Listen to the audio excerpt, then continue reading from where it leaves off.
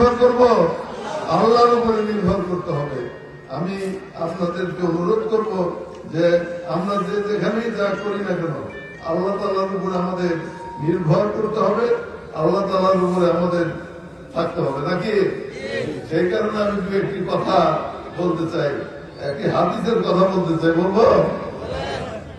আমাদের প্রিয় নবী রাসূল করিম সাল্লাল্লাহু আলাইহি ওয়াসাল্লাম বললেন, সাহাবীদের নিয়ে এইভাবে আলোচনা করতেন না, আলোচনা করতে সময় বললেন যে এমন এক যুগ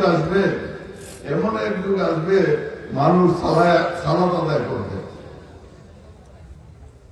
কিন্তু বহু মানুষ একত্র হয়ে সালাত আদায় করছে, কিন্তু তাহাদের মধ্যে কোন মুমিন নেই, অথচ মানুষ সেখানে সালাত আদায় করছে। সালাত আদায় করতেছে, মুমিন পাওয়া যাবে না, এইরকম কথা শুনে আমাদের সাহাবীরা আশ্চর্য হয়ে গেলেন এবং আমাদের প্রিয় নবী রাসূল করিম সাল্লাল্লাহু আলাইহি ওয়াসাল্লামের কাছে বললেন, হে আল্লাহর রাসূল, কখন এই সময় আগমন হবে? তখন আমাদের প্রিয় নবী রাসূল করিম সাল্লাল্লাহু আলাইহি ওয়াসাল্লাম বললেন যে ওই সকল মুসল্লিরা যখন সুদ খাবে, উচ্চ অট্টালিকা নির্মাণ করবে, বহুতল শপিং মল নির্মাণ করবে এবং ওই মুসল্লিগণ সুদের ডুবে হাবুডুবু খাবে। এই কথাটা ভয়ঙ্কর হাদিস, আমি সহিহ হাদিস। এই কারণে বললাম এই কথাগুলো যে এখন কি সেই যুগে আসতে বলে মনে হয়? আজকে কিন্তু গ্রামে গ্রামে, দেশের দেশে, বাড়িতে বাড়িতে সুদের আড্ডাখানা, তাই না?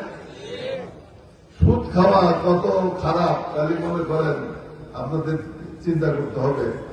যেমন আপনারা যারা এখানে পাকিস্তান আমলের লোক আছেন না, অনেকে মুরব্বী আছেন না, পাকিস্তান আমলে আপনারা জানতেন যে গরুর গায়ে বা পায়ের মধ্যে পোকা হইতো না, 5 জন সুদখোরের নাম গলায় দিলে পোকা পয়দা যেত না, ঠিক কি ঠিক না?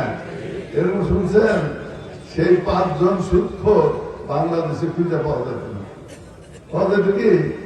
পাওয়া যেত না। 5 জন সুদখোর বাংলাদেশে খুঁজে পাওয়া যেত। এই টাঙ্গাইল জেলায় বাংলাদেশে পাওয়া যেত, টাঙ্গাইল জেলায় পাওয়া যেত না। কিন্তু এখন ঘরে ঘরে সুদ খাওয়া শুরু হয়েছে, ঠিক না? ঠিক।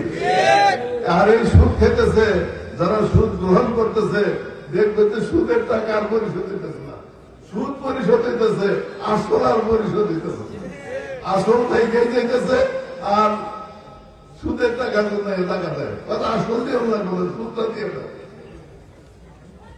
এই অবস্থা অনেকে মানুষ সর্বশান্ত হয়ে যায়, বাড়ি ঘর বেচে, টিন বেচে, জমি বেচে সুদের টাকা পরিশোধ করে পারে না। কিন্তু অনেক মানুষ আছে সুদ নেয় না, সুদ দেয় না, কিন্তু গরিব, কিন্তু তারাও কিন্তু ভালো জীবন যাপন করতেছে। কি বলেন? তারাও অনেকে ভালো জীবন যাপন করে। কাজে আমাদেরকে মনে রাখতে হবে আমাদের রিজিক দাতা কে? আল্লাহ। আমাদের খাওয়ায়, পড়ায়, বাঁচায় কে? আল্লাহ। তাহলে আল্লাহ যদি বাঁচায়, আল্লাহ যদি খাওয়ায়, আল্লাহর উপরে যদি আমরা ভরসা করি, ওই সুদের দিকে আমাদের তাকাতে হবে না। আমি খারাপ বললাম কি? এটা সহিহ হাদিস। কাজে আপনাদের কাছে অনুরোধ করবো আজকের দিনে যে আসুন আমরা সবাই সুদ বর্জন করি, সুদ দিব না, সুদ খাবো না। কি বলেন আপনারা?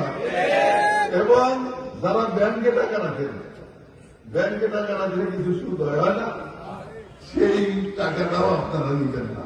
ব্যাংকে টাকা রাখতে হয়, আমাদের টাকা বাড়িতে রাখা যায় না, কাজে ব্যাংকে রাখতে হয় নাকি?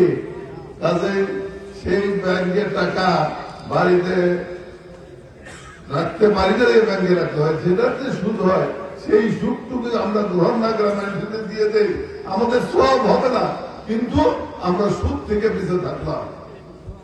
সুদ কত বড় ক্ষতি আপনারা বুঝেন যে একটা গরুর যদি পোকা হয়, সুদখোরের নাম লাগাইলে যদি পোকা করে যায়, তাহলে কত ভয়ঙ্কর জিনিস, এটা আপনাদের আমাদের মনে রাখতে হবে।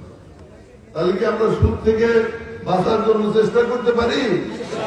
আর এই সুদ খাওয়ার কারণে সমাজে, সুদ দেওয়ার কারণে সমাজে অব্যবস্থার সৃষ্টি হয়েছে, অন্যায় সৃষ্টি হয়েছে, জুলুম সৃষ্টি হয়েছে, সুদের